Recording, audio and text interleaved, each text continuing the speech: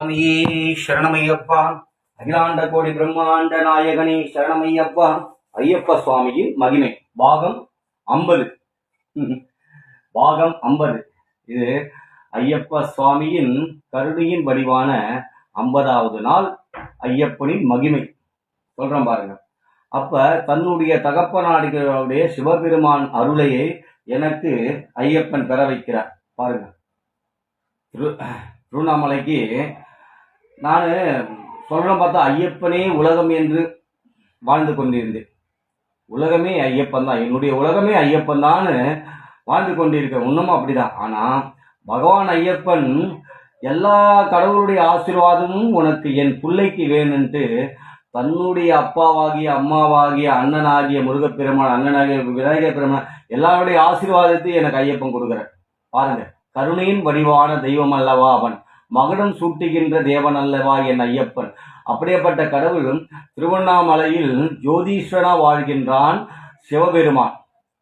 அந்த சிவபெருமானுக்கு எனக்கு அபிஷேகம் பண்ற பாக்கியத்தையும் ஐயப்பன் வீட்டில் இருந்தபடி எனக்கு கொடுக்குறான். பகவானை அபிஷேகம் பண்ற பாக்கியத்தை சிவனுக்கு அவருடைய லிங்கத்துக்கு அவருக்கு டெய்லி அபிஷேகம் பண்ற, சிவனுக்கும் அந்த ஆதிபராசக்திக்கு அபிஷேகம் பண்ற.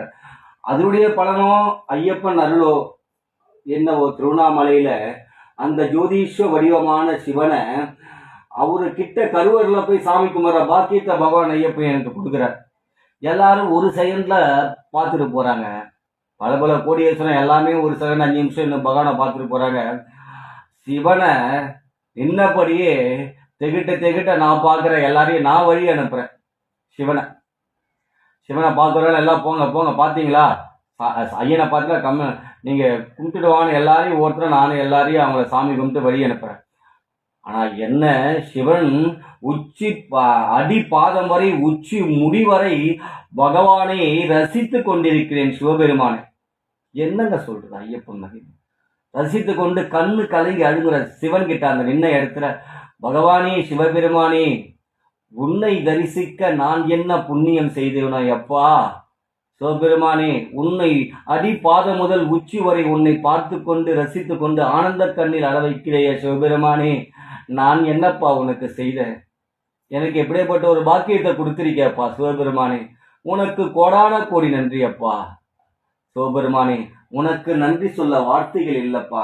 உன் பிள்ளைக்கு பக்தனாக நான் கிடைத்ததற்கு எனக்கு இவ்வளவு புண்ணியமா. சிவபெருமான் எப்படி அழுவான் பாருங்க. அன்பே வடிவமாய் ஒலிக்கின்ற தெய்வம் அவன் சிவபெருமான். அந்த அன்பின் வடிவம் தம் பிள்ளைக்கு செய்யறத அவனுடைய சரணத்தை சொல்றத ஒவ்வொரு நாளும் கவனித்து கொண்டிருக்கிறான் சிவபெருமான். அப்ப அவன் எவ்வளவு பெரிய மிகப்பெரிய தரிசனத்தை கொடுக்கறான். அதற்கு மெயின் காரணம் என் ஐயப்பனை தான் சொல்லுவேன். அவன்கிட்ட நான் உண்மையாக இருக்கிறேன். அதனுடைய பலனோ என்னவோ, அவன் சரணத்தின் மொழியின் பலனோ என்னவோ, சிவபெருமானின் அந்த அகிலாண்ட கோடி பிரம்மாண்ட நாயகனின் தரிசனம் எனக்கு ஐயப்பன் ஆசீர்வாதத்தால் எனக்கு கிடைக்குதுங்க. பாருங்க எவ்வளோ பெரிய ஒரு விஷயம் பாருங்க இதெல்லாம். அதான் இதுதான் ஆன்மீகம்.